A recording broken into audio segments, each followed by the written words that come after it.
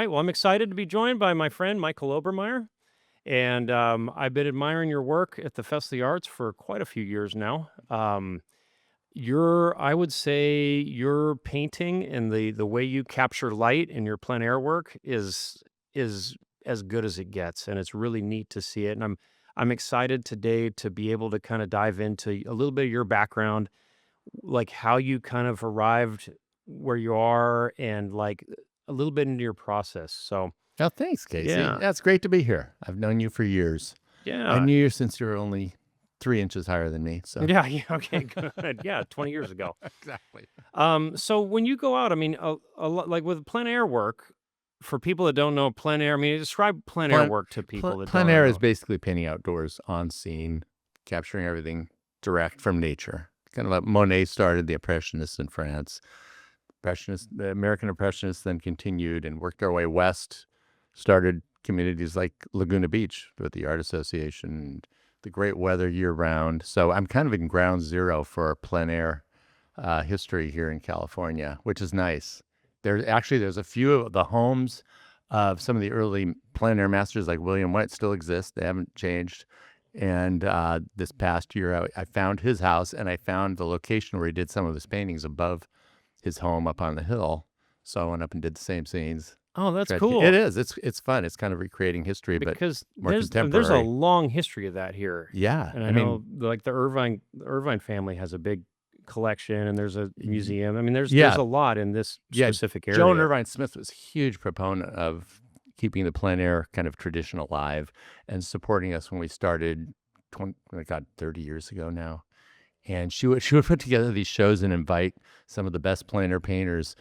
But then she would get to the show before the collectors and choose which one she wanted to buy. And That's she, pretty smart. yeah, Yeah, she was yeah, it's a smart, but smart she move. really upset a lot of the collectors. There'd be red dots everywhere. We were thrilled. We're like, yeah, this is great. Joan Yeah, bought 3 of my paintings. that's awesome. That's But God awesome. bless her. She was really a proponent of plein air painting and also keeping the outdoors preserved the way it has been for 100 years. Well, it's been really neat seeing that. I mean, just again, as a fan of that style, and to see these, it's basic. I mean, it's in a sense, it's an artistic photograph in color of these bygone times that are no longer. I mean, when Laguna Beach and Southern California was just dirt roads and wide open, Yeah.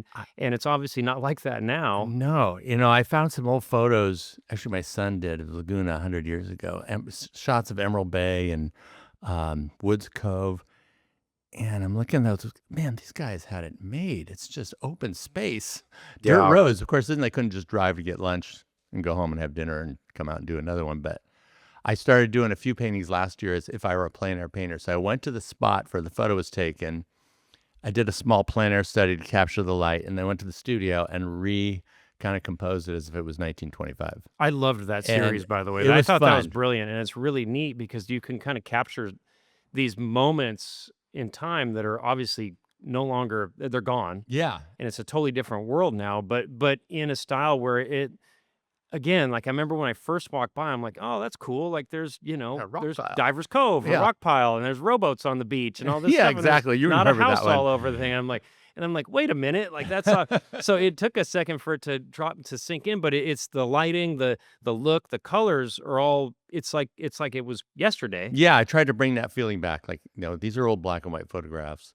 If I go out and capture the color, plein air, and then try to bring it to life a little bit. I wasn't sure how it would be received, but it was very popular. I thought it was a brilliant way to go. I mean, it's neat. I mean, again, like hearing stories and seeing pictures from my family from back in the 40s when, Yeah, you when have they're history here. so there's a lot, yeah, but I mean to hear what it was like here and what like actual, the way I mean all the different how different it is and how wide open it is and how much, how many opportunities there were for for me buying a house in Laguna Beach was like it was no big deal, and like going out and you get abalone and lobster and fish and whatever on any given day, and Great it was stories. great. Yeah, I mean, but that bygone era for that to be captured, because again, you look at a black and white photo and it's cool, but it's still a black and white photo, and it's neat to see it all in color. And I think there's something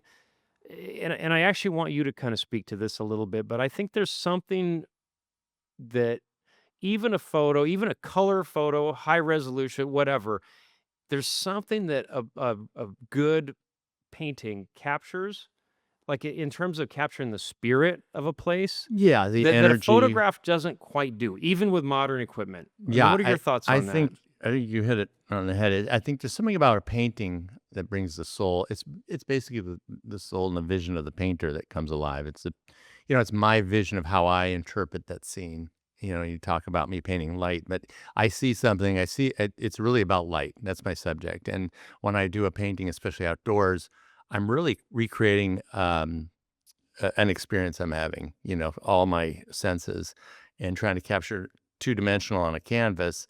And hopefully that transfers to the viewer.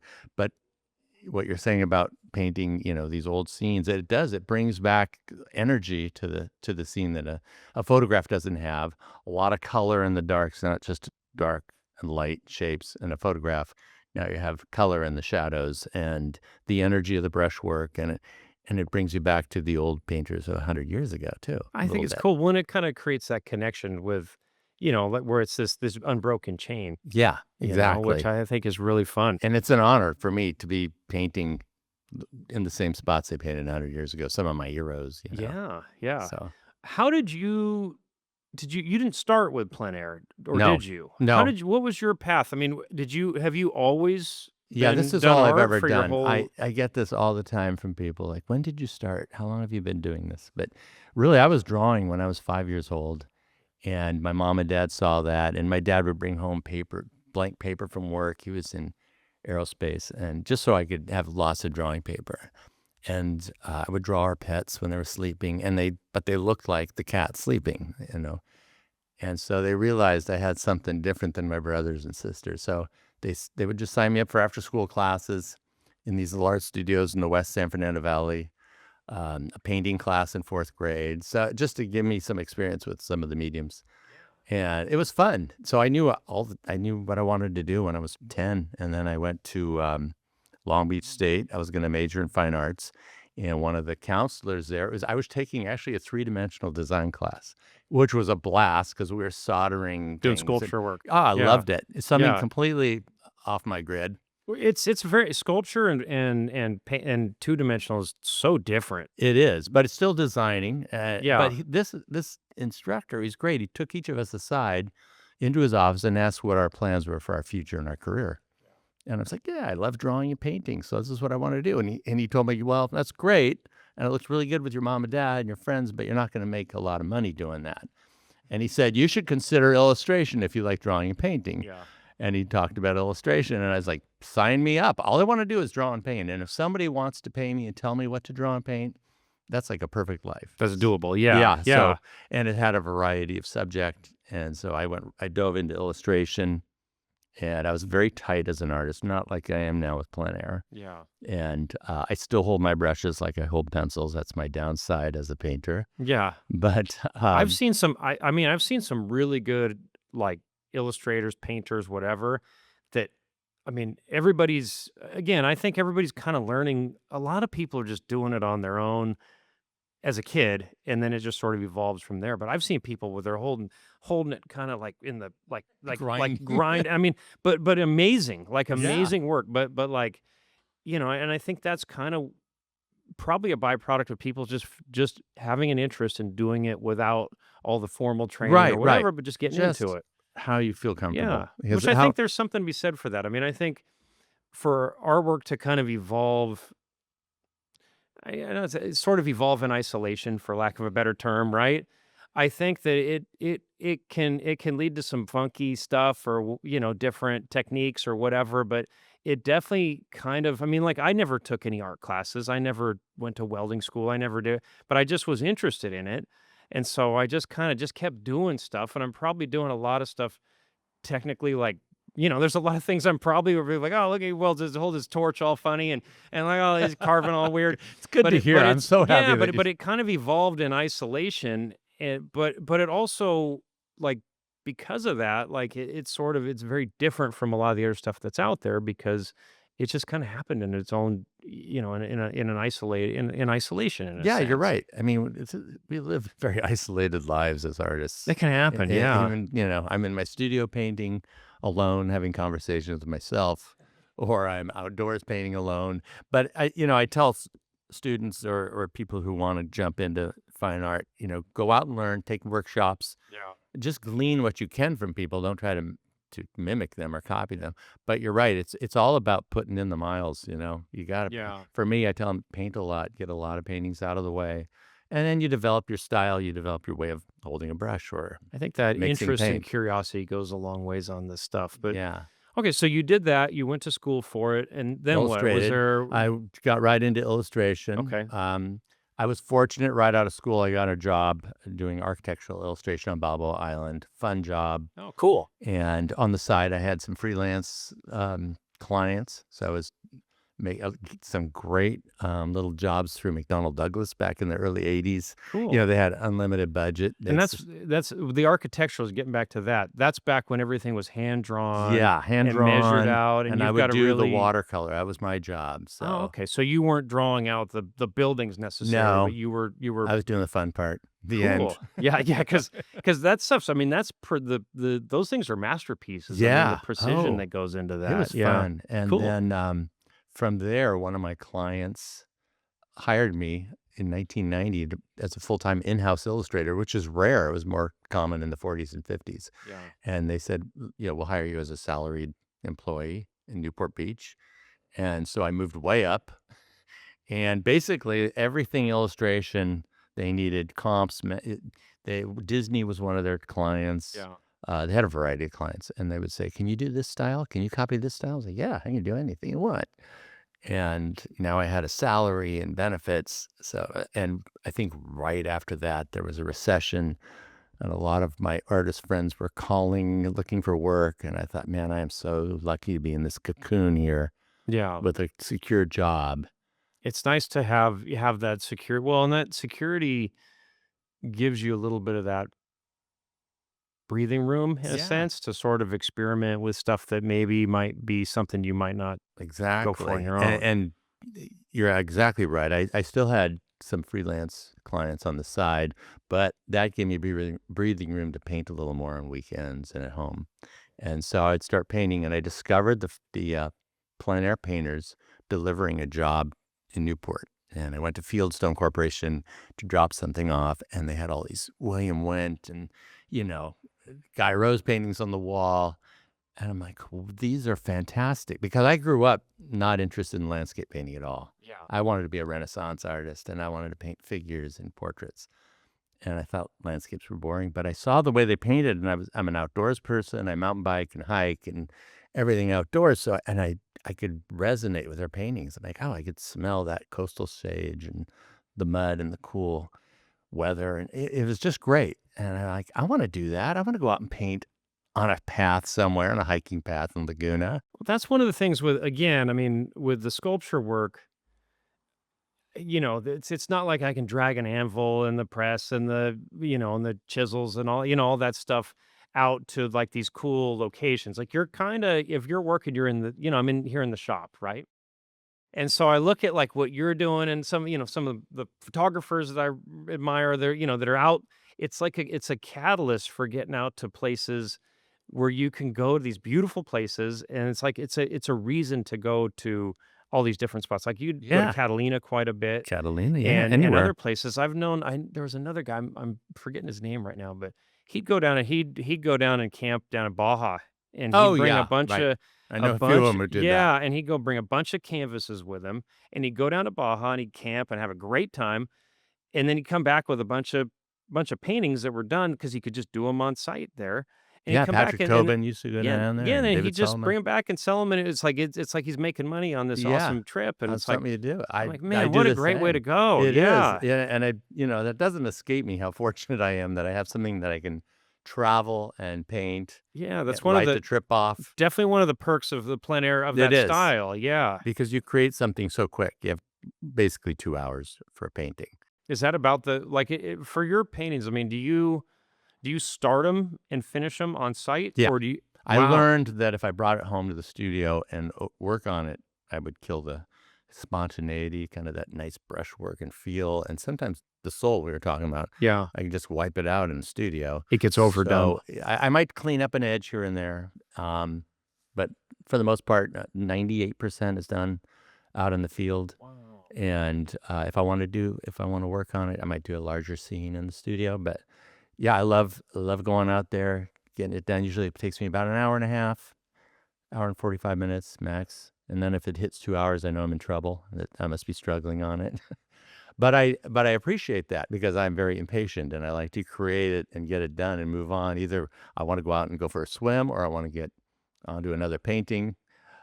When you do that, it's very exhausting because you're focused for 2 hours and you forget what time it is. You forget that you have to pee or that you're hungry or Mhm. anything else. And then when you finish it up, everything catches up with you. Like, oh, it's 4 o'clock Wednesday, and Kind of, my legs are killing me, yeah, or and my mentally spent or yeah, whatever. and I'm Yeah. hungry, and so you really need to like get out there and get away for a minute. So Interesting. yeah, I've taken a few people painting, plein air painting, who aren't painters.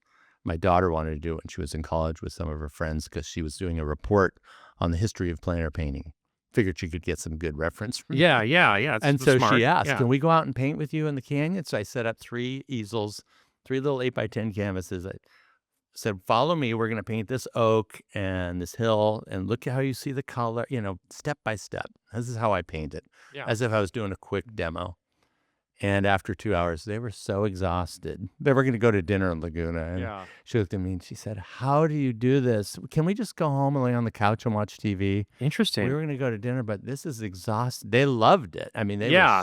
they cherished their paintings, but they couldn't believe how tiring it was. I guess it's kind of a muscle, like a lot of things, Yeah, right? I mean, it's a mental and physical it muscle. is. It's there's a It's emotionally yeah, mentally. I mean, yeah, you spend 2 hours just making decisions, yeah, problem solving. because you gotta be very present to pick up on all the stuff that's there. Yeah, and Yeah. all not only that, the light's changing. So if Oh, you're on the yeah. beach, the tide's changing or the wind picks up or I guess whatever. that's where the time like, that's why you have that narrow time window on this Yeah, stuff to very get it much done. so. Darn suns won't stop moving. No, no, well, neither will the tides or anything And then you have else. people Yeah. coming up or bugs flying into you or Yeah, whatever. So yeah.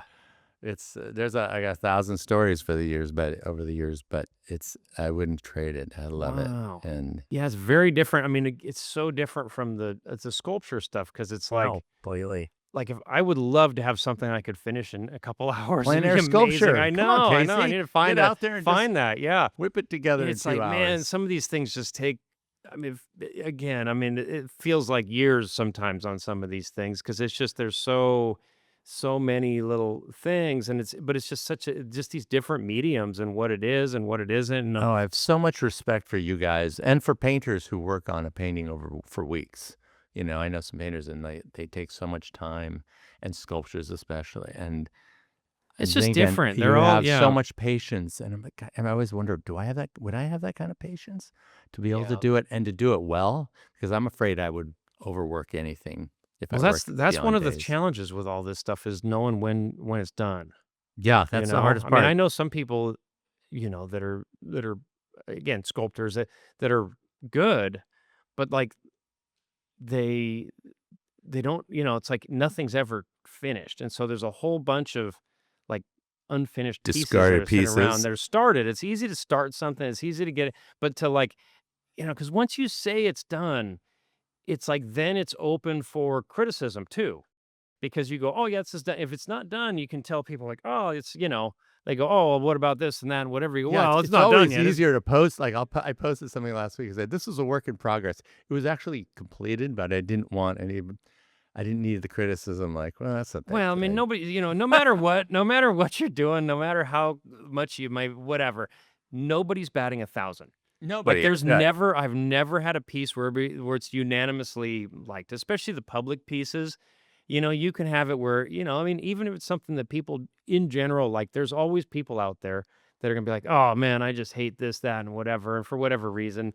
And it's okay because art is such a subjective thing and not everything speaks to everybody. And I think that that's something that, if you're gonna be in the business of doing this, because I mean, again, like if we were doing this for fun as just whatever, then it's a totally different animal. Yeah. But you're doing this you're in the Yeah, trying to business of make a doing this, living. and then you are putting it out there in the festival and these shows and different things, and it's you're very exposed, and so, that's kind of a hard thing to You have to do. have thick skin. You got a pretty thick You skin. can't, you're not as good as they say you are, and you're not as bad as they say you Yeah, are. yeah, I you always gotta tell be. myself that, Yeah, well, what were some of the what have been some of the challenges on this stuff that you've had? I mean, obviously, you've got kids, you've got family, you've got a mortgage, you're in this business, and you've been doing it like you've done art for your entire working career, which is amazing. Like I mean, I was a lifeguard for 23 years and did that. I've done, you did real work. commercial. No, it's just different, it's just different. I mean, I did like hard hat diving, like commercial dive work for a couple of years. I did a bunch of different things, and it's a different path to getting to where I'm at, and I appreciate what this is, Yeah, but but you needed that well, it kind of to get you where you are right now as an it gave artist. me a little bit of that runway Mhm. to be able to kind of get the momentum on this, where this could be something that actually is something I can Yeah. consistently make a living doing, support the family with, right? Yeah. But, It it makes you appreciate it, but it's also like, this is, you know, it's not an easy thing to do. No, it's And not. so for It's you've been doing art your entire entire working life. career, Right. supported a family of. So what are some of the, I mean, what have been some of the, it's not all good times and, whatever. Like, what have been some of the challenges you faced with this stuff? Well,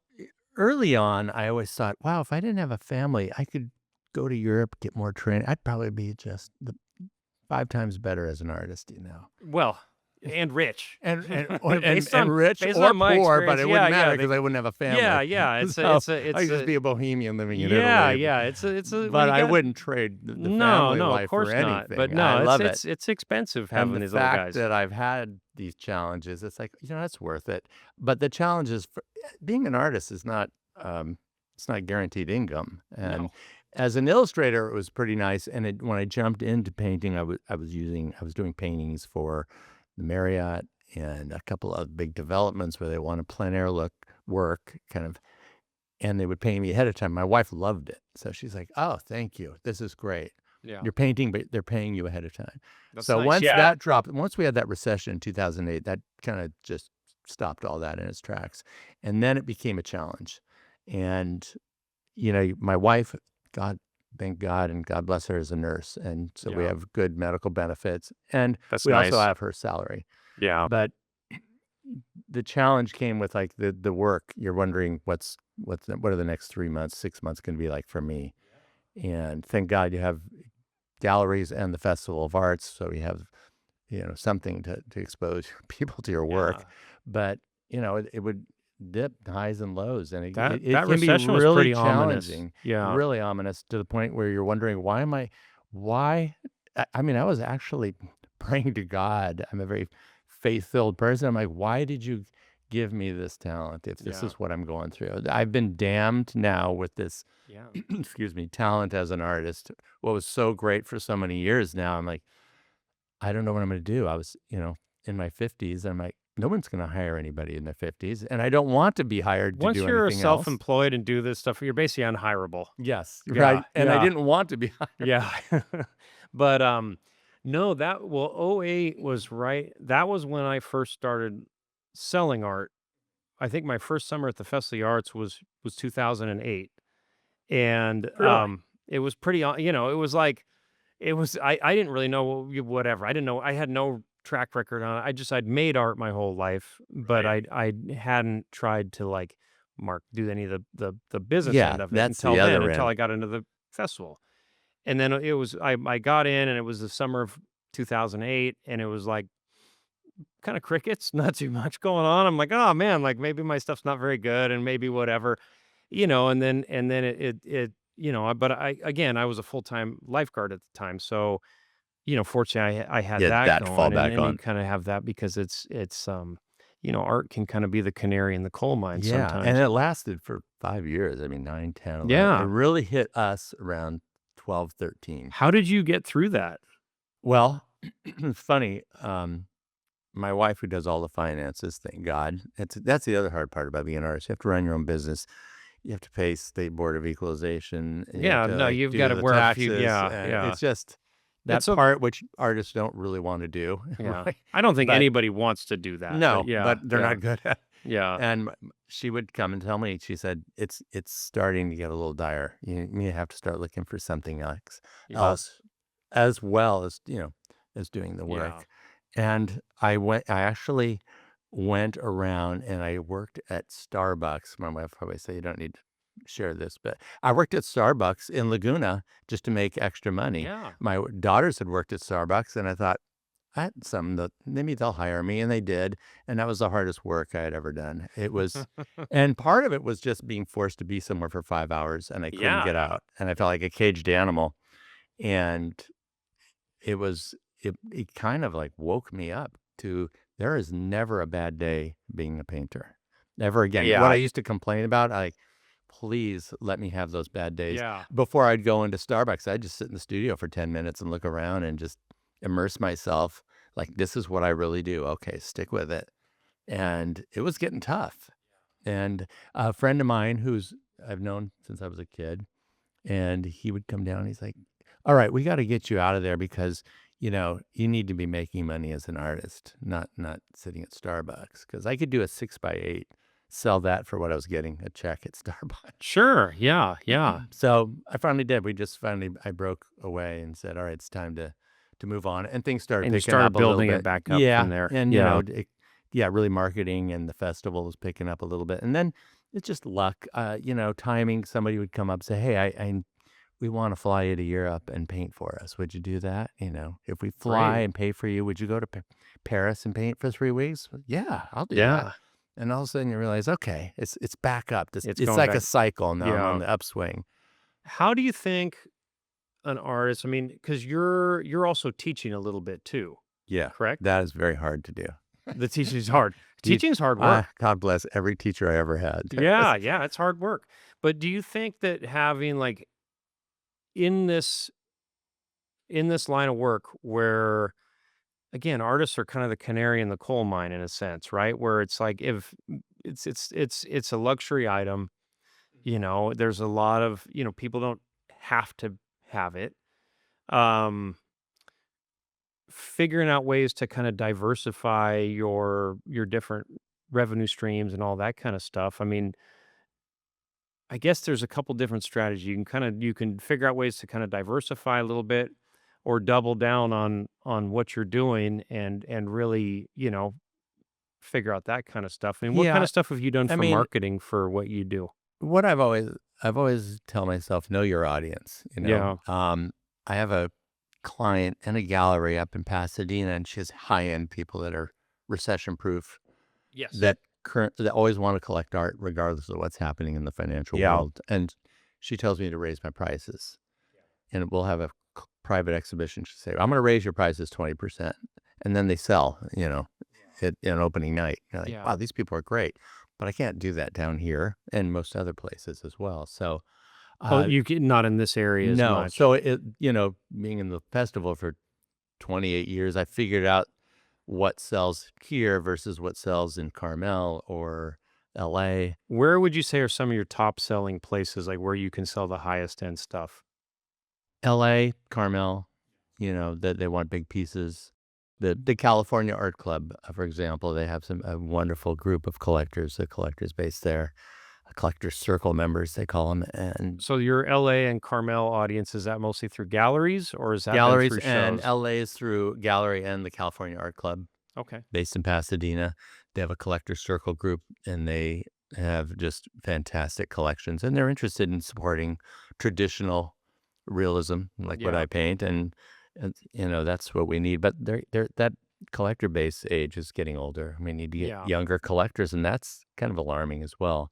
Whereas Yeah. the people who collect what I paint are getting up there, and even some of the early plein air painters in California, the prices are going down on those. They used to be $200,000 for a painting, are now going to auction and way below their value. Really? Yeah, to the point where I can now almost buy a couple. Wow, that's crazy. Yeah. Well, I guess, I mean, if you take art education and stuff like that out of schools, and people don't really know what goes into it, and maybe don't have the same amount of value for the finished product. That's exactly it. And I can feel that over the years at the festival when you get people who don't really understand what I'm doing. They kind of equate it to if good or bad as if it looks like a photograph. Like, "Wow, Yeah, that looks like a photo. That's really good." yeah, different kind of thing. Do you think, I mean, as far again, if people aren't being educated in schools for that, and I, don't see that necessarily changing anytime soon. No, unfortunately. Um, I guess it kind of it comes down to basically us as artists in this business figuring out ways to kind of educate people on what goes into the process and what, like, a little bit of background and that kind of stuff. I mean, I guess that's, where some of the things like on social media and stuff. And there are some things, that I've noticed with like some of the traditional stuff where, some of these blacksmithing videos, you see that kind of stuff on social media, and it does have it resonates with a lot of people because I think that there is something to be said for pieces that are, in a world where we live in, where everything's just kind of this throwaway society, and Yeah. there's not a lot of things that are made by hand, and there's not a lot of people that even have access to make things with their hands. I think there's still a desire for a lot of people to want to do that, or at least to be able to vicariously be around it Yeah, with and I that. think And it's gonna come around to that. I mean, yeah, AI is coming in, creating paintings. They're a threat. I mean, social media has been great. The Instagram and yeah, Facebook for my career has been fantastic. okay, But good. then the downside is people can just recreate stuff, even take my own images. Oh, with Um, AI kind of stuff, yeah, it's a little, but yeah. it's a little daunting. But at the Well, same time, I've sold through there. I get a lot, and as you said, you can expose people to your art and yeah, the way your process of creating yeah. through through my Instagram Well, I think posts it's and yeah, I think that there's that. I mean, I think it's interesting, for me, again, even just doing this podcast and just talking to you and some other people I've had in, it's like it's neat. Like, we've known each other for a long time, but like, we're busy running around doing whatever. Like, I haven't had a chance to sit down and hear your whole, your story. And it's an interesting story, and what you've done is cool, and there's a lot of neat things. It's and very so's yours. unique. Yeah. And that's what's cool when you sit down and talk to artists at the festival and you really take time. Everybody has a great journey and story that you just really can't appreciate until you hear it from them. I think that's a really unique experience for people to go down to somewhere like the Fest of the Arts and to have that opportunity for, the 2 months or whatever that it's open to be able to go down and talk to an actual person that's actually doing stuff. And I do think there's something really neat. I mean, again, like the AI stuff and all that stuff, I think that I can see the threat, the looming threat of that for certain things. But I think for people that kind of have that are discerning that actually care about the pieces that they surround themselves with in their environment, because that's ultimately, I mean, in your house, you create an ecosystem. Yeah, and I see that with my collectors. They'll just continue to buy I think original there's art because they know that well, I what that think can do there's to this their home. I yeah, mean, I the think there's a look. certain amount of magic in it that kind of um kind of brings that magic into your living space. And I think that that's where a lot of the value of art is. It's not necessarily like, oh, I'm going to buy this now, and then in 30 years it's going to be worth triple or whatever. I think that that's does happen Yeah, sometimes, but I think that the real value is for pieces that I mean, I my grandma bought some plein air pieces way back in the day and had them for decades, and enjoyed the piece and all that kind of stuff. And eventually that piece kind of it became part of the family legacy in a sense, where that piece then becomes something that her kids, or pieces become something that when everything else, ends up, most of the rest of her stuff kind of end up in a dumpster or something, right? But that stuff becomes part of the family story. And yeah, so I think art exactly. has a way of sort of kind of blending itself into becoming part of like the family DNA of, these pieces, because this is one of the few things that doesn't just end up after a few years or days or weeks or whatever in a landfill. It's something that can transcend generations. And so I think that's what's so cool. And I think that's also what's so cool about the work you do, is being part of this tradition and part of this legacy and part of that experience to kind of capture those moments, you Yeah, and I know? get that from collectors. They have pieces that their parents had or their grandparents, these old landscapes, and they always want to share it with me.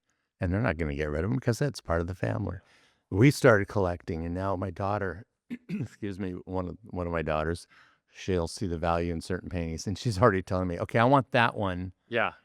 when you go, and I want this one." It's like, "All right, So she got a put your little name on the sticker back." earmarked on it. Yeah. So they're interested in just acquiring all the art, and it makes a difference to have beautiful original art in your home. I think Painting, there's a sculpture, certain doesn't matter, there's a just certain magic to it that's there really is. neat, and I think that also, I mean, getting back to, the beginning of our conversation, in, 50 years, 100 years, whatever, people are gonna look back at your contemporary pieces that are of, say, Laguna Beach right now, as Laguna Beach is right now, Right. and people it's gonna be unrecognizable to how it's gonna Sadly. be.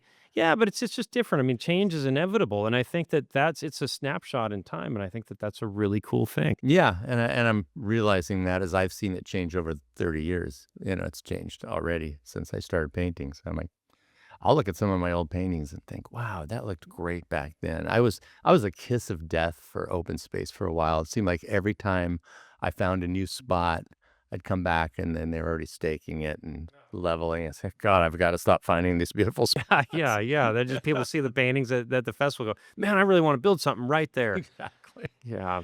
Well, Um, go ahead. No, I was gonna ask you one question. We were talking about how people, you have to have thick skin and there's always going to be criticism. When you're sitting or you're looking at any of your work, whether it's at the festival or in your studio or anywhere, do you ever look at it and think, "Oh, I could do that better"? Oh, yeah, I, yeah, I think that's the downside to sitting at the festival all yeah. summer is just staring at your work thinking, I do you know that. what? I could probably improve Yeah, yeah. that. I think it's also, I mean, but in the same way that your paintings kinda capture a moment in time, right?